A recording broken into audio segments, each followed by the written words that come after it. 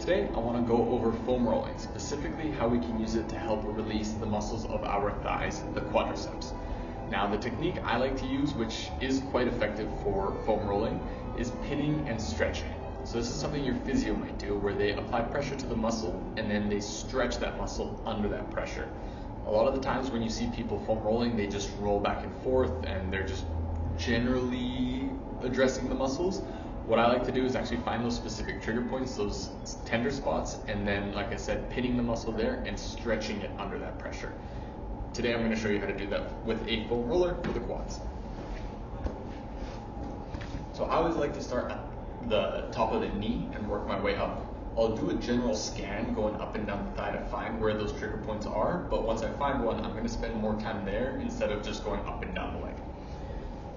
So I like to go into this sort of army crawl position, starting at the top of the knee, and you can roll to the outside of the knee, you can also roll to the inside of the knee, and just sort of finding where you feel that tension the most. So I'll work my way up, maybe rock to the outside, until I find a tender spot right around there. Once you find that spot, you then stay there and bend the knee. As you bend the knee, we're stretching the quad muscle under that pressure, and then back. And there isn't really a number of reps that you do, it's more just going for what feels right in terms of like, okay, the muscle's released. This can take a few minutes, this can take 30 seconds, depends on how you're feeling that day. What you can also do is, as you get to that spot where it's maximum tension, you can then rock in and out for some cross fiber work on that trigger point. And back.